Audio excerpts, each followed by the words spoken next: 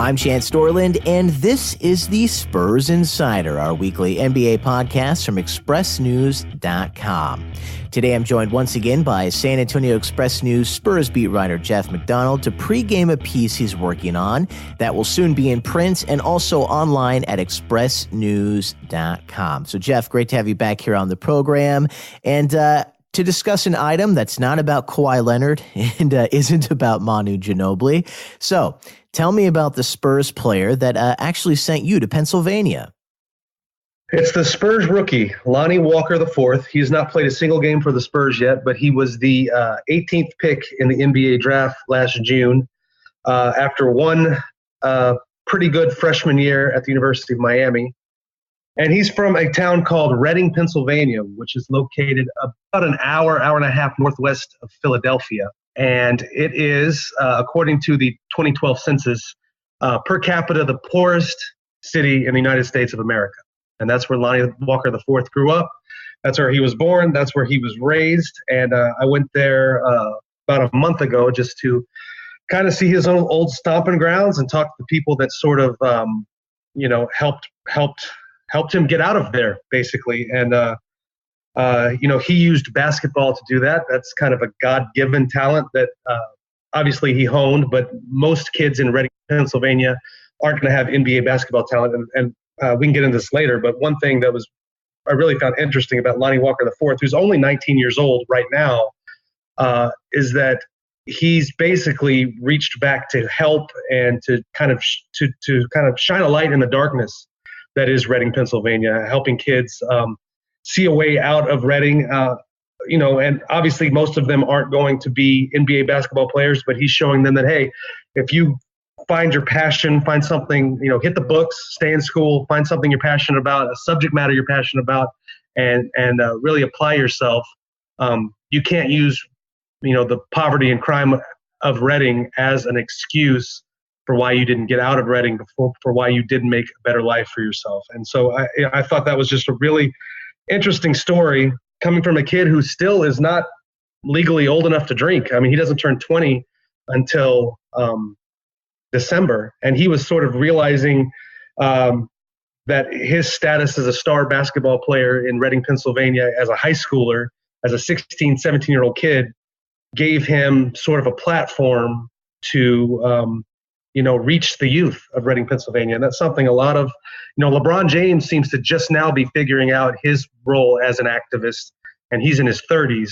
This is something that Lonnie Walker IV figured out when he was 16, 17 years old. So the whole story is kind of centered around that. And I've just found the whole trip and the whole story to be fascinating. So that's kind of where Lonnie Walker is now, as you mentioned, just as a 19-year-old. But to go back to more the beginning of this story, I know Lonnie Walker grew up without a lot to his name.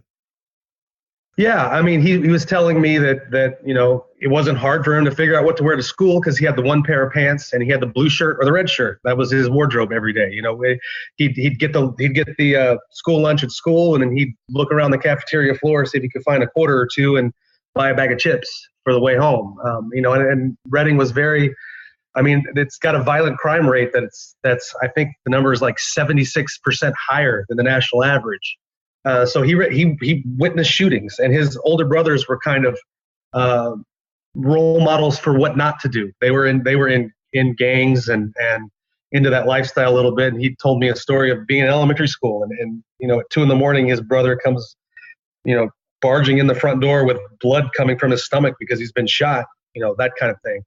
But the other thing that's interesting is he didn't really see this as weird. I mean, this is how almost everyone he knew grew up in Reading. So he came from humble roots. He, lived with his mom and dad weren't together, but they both lived there. He lived with his dad, his mom, his grandma, bounced around.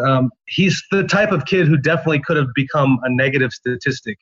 But with the support of that family unit that wasn't together, but was still supportive of him, and his dad especially showing him a way to keep on the right path, he found his way out and then figured out a way to be an example for other people, other kids, to find their way out too.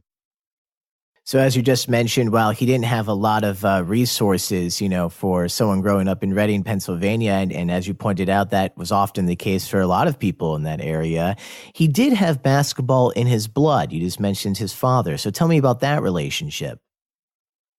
His dad eventually played at a Division III college called Alvernia College. That's right there in Reading. And he was the first player in the history of that small school to log 1,000 points and 1,000 rebounds. In 1990, he was inducted into the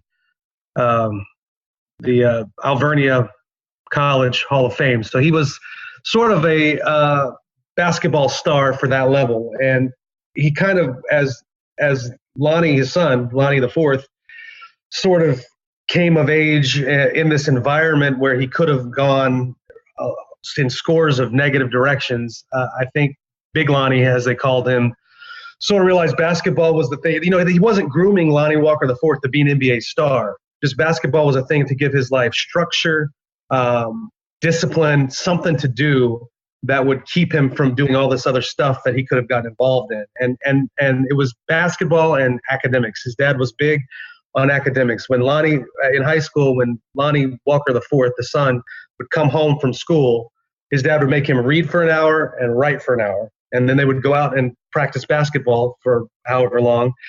And then little Lonnie was, allowed to go out and hang out with his friends and do whatever he wanted, had the free time, but he had to be home by the time the street lights popped on, which was at 7 p.m. So he usually had about half an hour to do something. So he said, I normally would just stay home and watch Animal Planet. And so it kept him in line. It kept him from going in all these different directions that he probably shouldn't have been going in. And as it became obvious that basketball might actually be, as he got into high school, 9th, 10th grade, it became obvious that basketball might be a thing that could get him out of Reading altogether, get him a college education. That was kind of the main thing. People weren't really thinking NBA for him. It was just, hey, he could go to college on this. It became a focus of his, and it just kept him busy, basically. I mean, a lot of people, sports is just sort of at the newspaper. In newspapers, a lot of times, sports is the toy department. It's just kind of it's a pastime. But in a lot of ways, Lonnie Walker the fourth story is a story about how sports can be used to make a life. And I don't even mean an NBA life. Just it was the power of sports allowed him to stay out of trouble when he could have easily gotten into trouble just by accident where he grew up. And so I think that's sort of how basketball got in his blood and stayed in his blood, and it ended up being making him a millionaire. So that strict regiment that you talked about, instituted by his father, who shares the same name, that allowed him to now, where he is, helped him excel on the court. We'll talk a little bit more about high school and his short tenure in college. But he's also remembered in his hometown by teachers at the school for that other half of that regiment, his interest in academics. Yeah, I mean, and a lot of it, he's just a curious soul. I mean, when you talk to him, I spent about an hour with him last week at the Spurs practice gym, just kind of after an informal workout. When you talk to him, he's 19, but it's like talking to someone who's much older, 35, 40 or older. He's just got big ideas, curious about the world, a really mature way of speaking and framing his thoughts. And then every so often you'll be talking to him and he'll say stuff like, you'll ask him, you lived in San Antonio for a month now. Have you found a hot spot or any place you like to hang out? And his hot spot is Six Flags. And you realize, oh yeah, he's 19. He likes roller coasters. Like it takes something like that to remind you that he's not a 35, 40-year-old man just by the way he talks. But he's always been, according to his teachers and the people there, he's always been academic. And his dad pushed this too, academically inclined, curious about things, wanted to challenge things. I talked to one of his teachers who taught him in basically, I think 3 or 4 different classes throughout his high school career, sociology and then an African-American history class. And, his big thing, the teacher's name was Mark Sewell or Sewell. I can't remember how to pronounce it, but his class, the big thing about his class was he wanted to challenge kids that what you read about in the textbooks that we have to give you because the state tells you have to read these textbooks. That's only part of the story. There's usually other parts of history you need to sort of investigate on your own, and that really appealed to Lonnie Walker IV. And they would have a lot of spirited discussions in class, and about that and about just history in general. And he was taking honors classes and college preparatory classes and making A's and B's, and that was very much a big part of his life, because especially as he became this sort of, it's hard to overstate the superstar he became in Reading just by being a high school basketball star. This is a town of about 80,000 people that loves its basketball program, had never won a state title. Lonnie Walker's leading them to this state title in 2017. He's basically Michael Jordan in the town of Reading. So as he becomes this role model, and he's telling kids academics is important, stay in, you got to hit the books. You can't just blow it off and fail your classes because you're from Reading and people think kids from Reading are going to screw up. You have to be better than that. As he's telling kids that, he realizes he can't just go out there and turn in a bunch of, report card with C's on it. He's got to be better than that too. And I talked to him a lot about that too, about it seems like pressure for a 16-year-old kid to be put on this pedestal as a role model for an entire town and community and generation of children, basically. And he said, well, it wasn't really pressure. It was sort of, he would put pressure on the kids to be this way. And then that in turn, it was like positive peer pressure to, live up to this ideal that he's preaching to these kids. And so academics became the classroom to him was almost a refuge in a way from the hecticness of being basically a movie star in his hometown. He loved going to class, loved science, loved history, loved debating and challenging what were the accepted curriculum kind of thing. So basically, like a Beatle in his hometown, they went on to win that championship. So successful Beatle, one of the good ones. And let's stick with the Beatles reference there. Just like the Beatles, he travels, goes to a new area, he goes to college. How did that happen? And it's interesting because we've been talking about his interest in academics, but he didn't end up finishing college. So tell me all about that. Yeah, he went to the University of Miami, which he was recruited by basically he was a McDonald's All-American in high school. So he's recruited by basically every major college basketball program in the country, including right next door in Philadelphia is Villanova, which has won 2 national titles in the past 5 years, and he was recruited heavily by them, but decides to go to Miami, which is not really a basketball power at all. It's not known for its basketball team, it's known for its football program.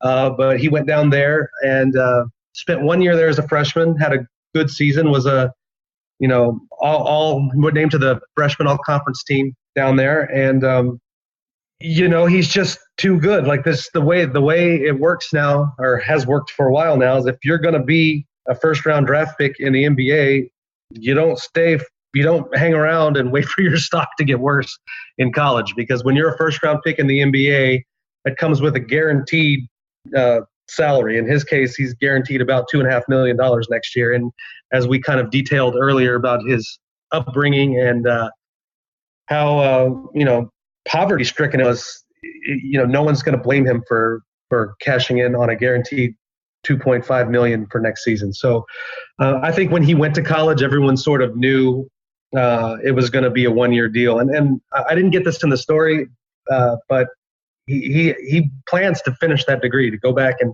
finish that degree, and wants to do something with science. He had these sort of pipe dreams of getting into pre-med at Miami, but realized with the demands of being a college basketball player that wasn't really feasible as a freshman. But he kind of has this loose dream of becoming a doctor or doing something with animals or science. So it's something he plans to pursue, either while he's still playing basketball, because you can take classes, or after his career is over. And so from Miami to San Antonio, how did that connection take place? I mean, what do you think of the pick? The Spurs had the 18th pick in the draft. It was the highest pick they've had going into any draft since 1997, when they took a guy named Tim Duncan first overall. So uh, um, they haven't had a shot at a talent such as Lonnie Walker in a long, long time. So it was very. It'll be interesting to see how he fits in, how he pans out. Like, his raw skills are going to be probably better than any rookie they've had coming in a long time.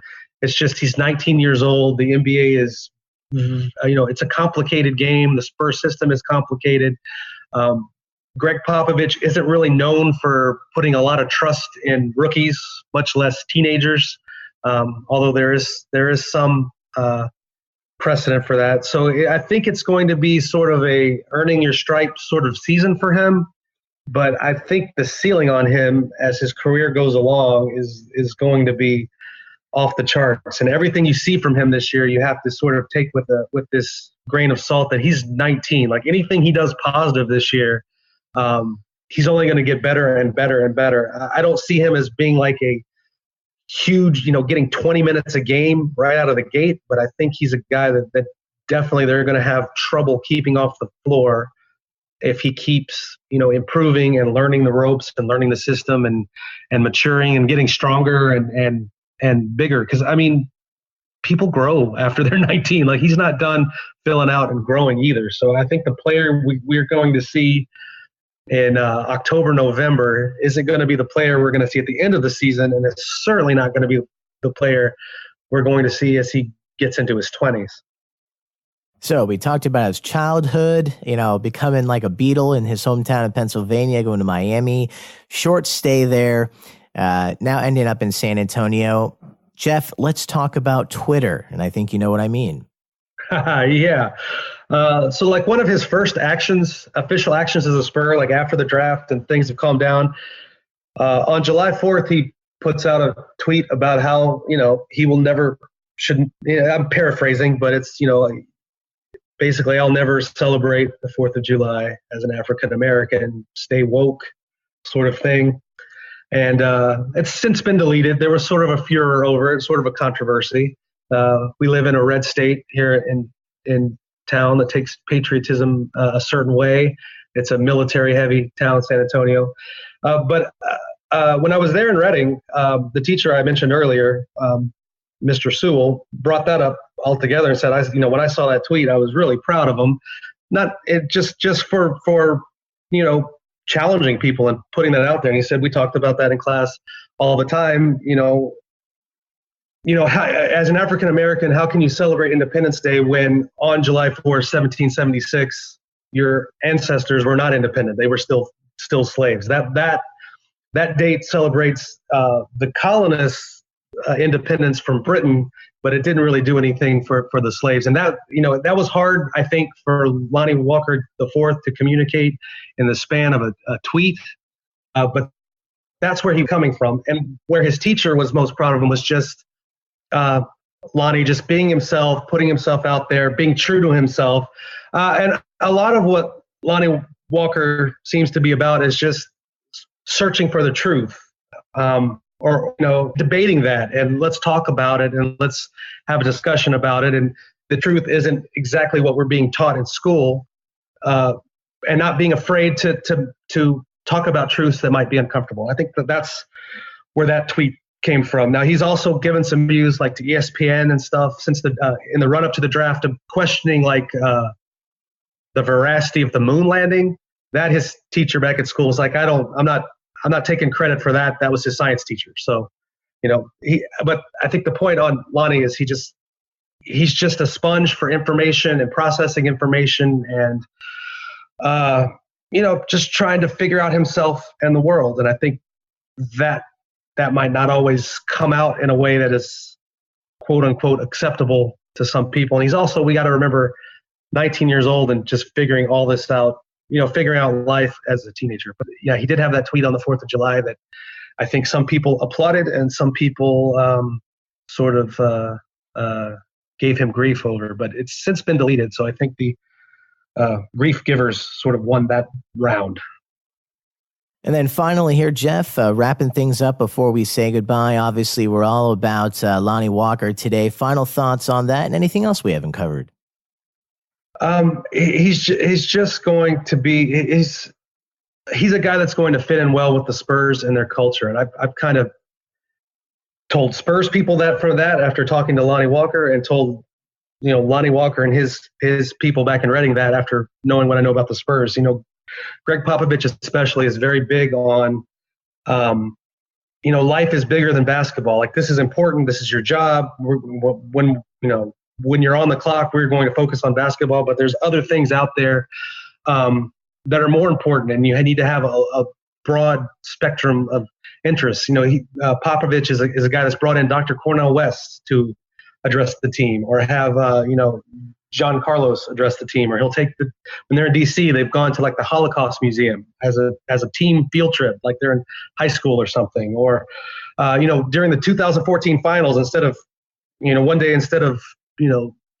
figuring out how to beat LeBron James and the Heat, he has Patty Mills talk to the team about being an indigenous Australian and what that means and the hardships that he faced during that. And all of that stuff, I think, just from talking to Lonnie and people that know him, are stuff that's really going to appeal to him. And I think Pop is going to like him too, because he's a guy that's thinking outside just the constraints of sports. And he's kind of thinking about his place in the world. His teachers really are expecting big things of him, even outside of basketball. They expect him to be a force in whatever community he's in. And I think that's something that's really going to endear him to fans, and certainly endear him to Greg Popovich.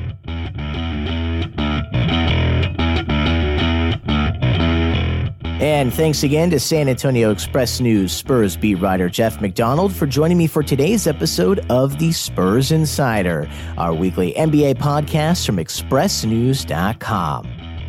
For the San Antonio Express News, I'm Chance Dorland.